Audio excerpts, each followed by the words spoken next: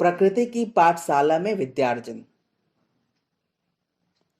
मंद शीतल सलील हवाओं के झोंके मन को आनंदित कर देने वाले थे। प्राकृतिक हरितिमा से आच्छादित सरोवर के निकट फैली वृक्षलताएं अपनी उमंग भरी पुलकन को झूम झूम कर अभिव्यक्त करती दिख पड़ रही थीं। संपूर्ण क्षेत्र ऐसा प्रतीत हो रहा था मानो वह किसी उत्सव की भागीदारी में लीन हो गया हो। वसंत ऋतु का समय था।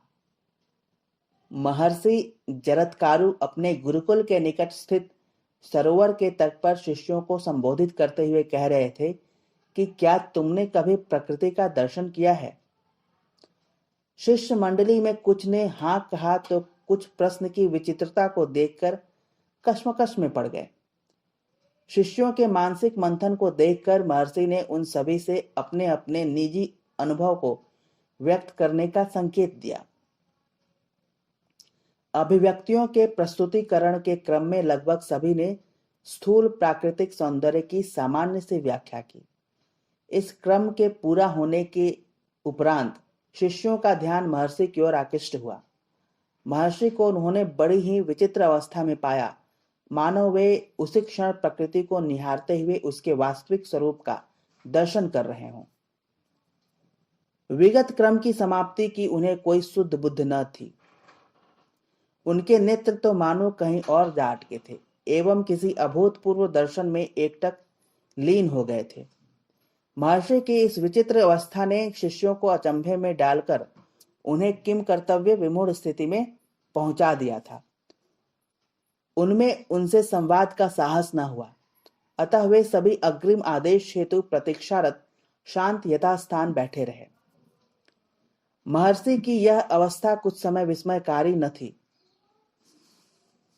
महर्षि की यह अवस्था कुछ कम विस्मयकारी नहीं थी। अभी कुछ ही क्षण बीते होंगे कि महर्षि के नेत्रों से आनंद स्वरूप अश्रु झरने लगे।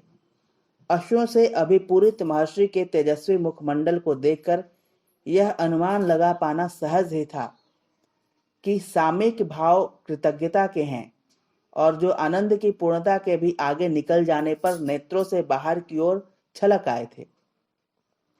भाव की इस दुर्लभ अवस्था को प्रत्यक्ष देख सभी शिष्यों में आनंद का संचार होने लगा और एवं वे सभी स्वयं को धन्य अनुभव कर भाव विभोर हो रहे थे।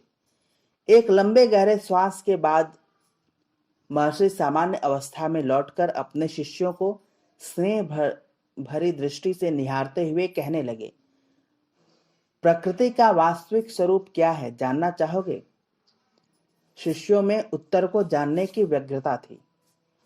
महर्षि शिष्यों को संबोधित करते हुए बोले, प्रकृति अपने वास्तविक स्वरूप में माता के समान है,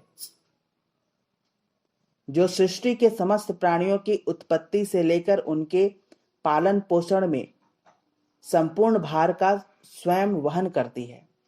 महर्षि आगे बोले, प्रकृति के दर्शन की अभिव्यक्ति कदाचित संभव नहीं।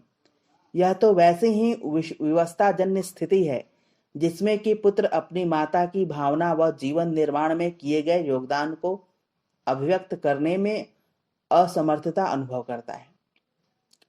प्रकृति के मातृत्व भाव व संरचना में निहित उद्देश्यों पर यदि प्रकाश डाला जाए तो तुम सभी इसकी संवेदनशीलता की पराकाष्ठा की कल्पना मात्र से हतप्रभ रह जाओगे। चराचर जगत की हर छोटी बड़ी आवश्यकताओं की समय पर पूर्ति के साथ ही उनके कल्याण एवं विकास के मार्ग को प्रशस्त करने का कार्य भी ये बड़े ही सुनियोजित ढंग से संपन्न करती है।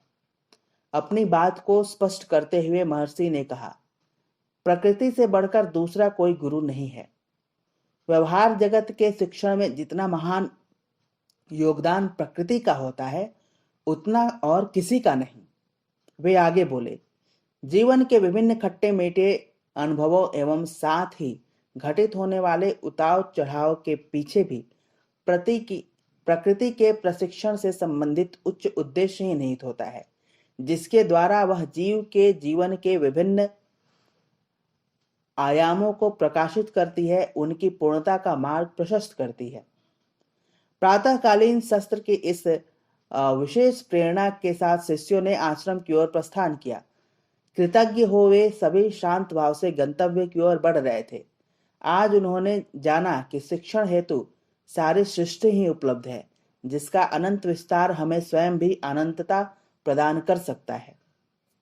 गुरुकुल व्यवस्था के अंतर्गत कपाट कोष्ठों में बंद कर विद्यार्थियों को शिक्षण नहीं प्रदान किया जाता है, वरन प्रकृति की महत्ता को स्वीकारते गुरुकुल के अधिष्ठाता विद्यार्थियों की मनोभूमि के अनुरूप उन्हें प्रकृति की पाठशाला में व्यवहारिक शिक्षण देने की ऐसी व्यवस्था बनाते हैं कि प्रकृति में प्रखरता का समावेश व संवर्धन होकर ही रहता है।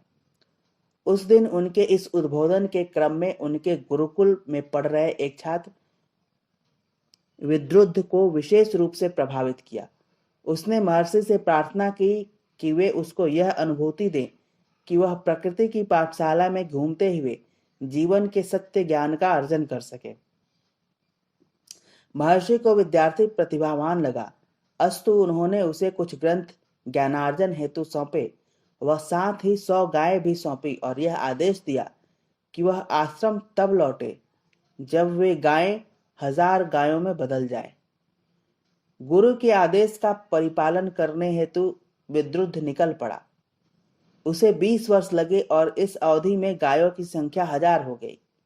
वे सभी हृष्टपुष्ट अवस्था में थी। इस बीच प्रकृति सानिध्य एवं गुरु के परोक्ष संरक्षण में अनेकों के साथ संपर्क साधने और उनसे परामर्श करने का अवसर भी मिला। गुरु की आज्ञा, ईश्वर विश्वास व प्रकृति के साहचर्य में मार्ग की सभी कठिनाइयों और समस्याओं से वह निपटता रहा। निरंतर संघर्ष व अध्यवसाय का ही प्रतिफल था कि कालांतर में उसकी प्रतिभा निखर पड़ी। जब वह वापस लौटा तो उसके मुखमंडल पर ब्रह्मतेज को झलकते स्पष्ट देखा जा सकता था। प्रकृति की पाठशाला में अपनी बुद्धि के सम्यक प्रयोग से जो उसने समझा और सीखा, वह आश्रम के भीतर रह रहे विद्यार्थियों से कहीं अधिक था। महर्षि जरत्कारु अपने इस शिष्य के साहस को देखकर अतीव प्रसन्न हुए। अपने आश्रम हेतु उन्हें एक समर्थ उत्तराधिकारी की तलाश थी, सो वह इस परीक्षा के माध्यम से प्राप्त भी हो चुकी थी। वे उसे आशीर्वाद स्वरूप आश्रम संबंधी समस्त कार्यभार सौंप स्वयं अन्यत्र बड़े कार्यों हेतु प्रस्थान कर गए। समाप्त।